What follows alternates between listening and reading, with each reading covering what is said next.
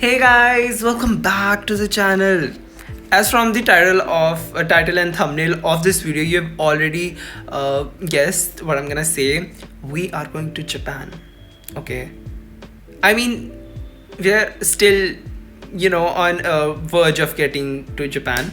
So there's this competition. There are like 200, 300, 300 participants, and out of these students, uh, two students will get the opportunity to go to Japan, and three will get an Apple iPad. I don't care about that. I already have one, and but the best two entries will get to go to Japan. Okay, so the name of the competition is Japan to India Tech Bridge, and probably when I'm posting this video, it's already over. I mean, sorry. You could have entered if I had put this video before, but it's already over, you guys. And the results will come up on 24th June. Today is the last day of submission. So I'm gonna submit my entry. It is going to be a video of 3 minutes. I'm gonna put this video that I've created as my entry at the end of this video so that you can see and give me a review in the comments if you like the video. If you like the video means like if you feel like it is a winning entry, like I'm speaking well, my idea is nice. So in this we have to like you know pick up a technology or innovation of Japan and put it in India, right? Like how we are going to implement in India and how it will change the lives here. You have to be creative in this, like how it will solve the problem and how will you set the technology up. It does not have to be very unique something. It has to be prevalent in Japan and you just need to bring it in India. So what I chose was sustainability. No, it's development of rural communities. We all know that these cities areas are very nicely developed. I wouldn't say that, but they are well more developed than these rural areas. And you can just watch in the video what I'm going to discuss about. So let me know if you like this video that I have created.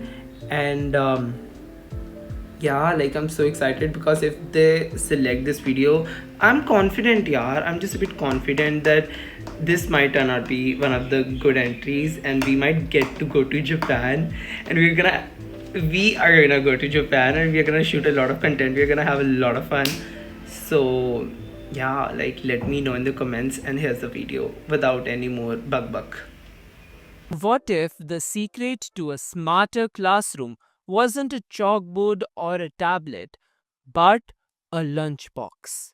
In Japan, school lunches are designed not just to feed the stomach, but to fuel the brain. And that's the idea I want to bring to India.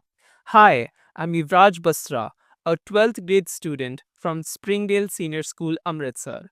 The theme that I've selected for this project is development of rural communities. Across rural India, millions of children face silent barrier to learning, which is malnutrition. The NFHS 5 shows 35.5% of children under 5 are stunted, affecting brain development and classroom concentration. Despite India's growing economy, we lack in basic human development indicators, and that is where we need urgent reforms. Let me tell you about Amit, a 9-year-old from a small village in Uttar Pradesh. Just a year ago, he was always quiet in class. He couldn't focus, couldn't keep up, not because he lacked intelligence, but because his growing body lacked nutrition. After the Bento to Thali initiative was introduced in his school, everything changed. Powered by AI and nutrition data, his meals were tailored to his age and health needs.